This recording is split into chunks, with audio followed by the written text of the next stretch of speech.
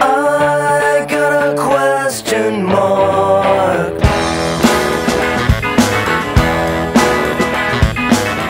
אדבר איתך אחר כך, אפס. שלום. שלום. מה קורה פה? אנושות, תתעוררו. אל תאמינו למה שאומרים לכם בתקשורת.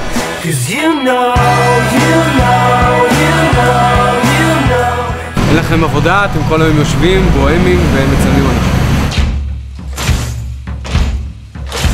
אם אפשר לא לקחת את החיים יותר מדי ברצינות, בלי כרטיס אשראי, בלי בנקים. זה תמיד להיות צנוע וענב וכאילו, אתה יודע, זה לא הכל אני, זה לא... ויני וידיביצ'י, באתי, ראיתי, ניצחתי, גם קעקעתי לעצמי את זה על היד. אמר את זה יוליוס קיסר ולא נפוליאון. לעבוד בשביל כסף, לאכול כמו חזיר ולהתחתן אומלל. כאן ועכשיו, לאהוב כל מי שנתקל בדרכי בצורה הגבוהה ביותר, הטובה ביותר.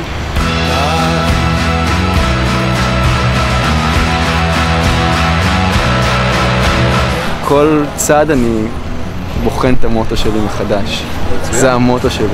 שיתנהגו כמו בני אדם. איך אני אסביר את זה? ישרים, לא לשקר ולהיות טובים. אני לא רוצה להגיד לאנשים אחרים איך לחיות ולהתנהג, כמו שאני לא רוצה שהם יגידו לי. אז אולי זה המסר שלי, אל תגידו לאנשים אחרים איך להתנהג. תשתו ערק. אל תשתו ערק.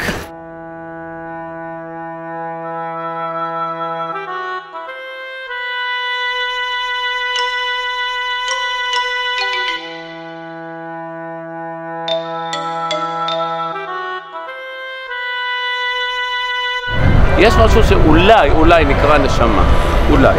אני מוריד את החולצה, היא נשארת במקום, אני ממשיך הלאה. אותו דבר עם הנשמה. הנשמה עוזבת את הגוף באיזשהו שלב, והיא ממשיכה הלאה. לאן? חזרה הביתה, בשעה טובה ומוצלחת. איפה זה הביתה? הביתה, מאיפה שבאנו. אנחנו לא מכאן הרי. אנחנו הולכים חדש, זמני, מאוד חולף האיות שלנו פה. יש בית, באנו מאיזה מקום, אני לא יודע איפה זה.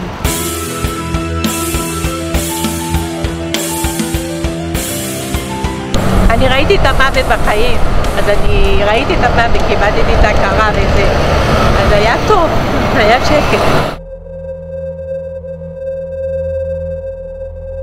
אחת הבעיות שיש לנו זה השאלות האלה.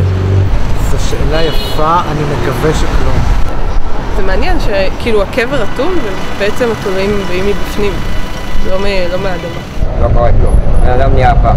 כאילו זה די עצוב וקשה לי לחשוב על זה.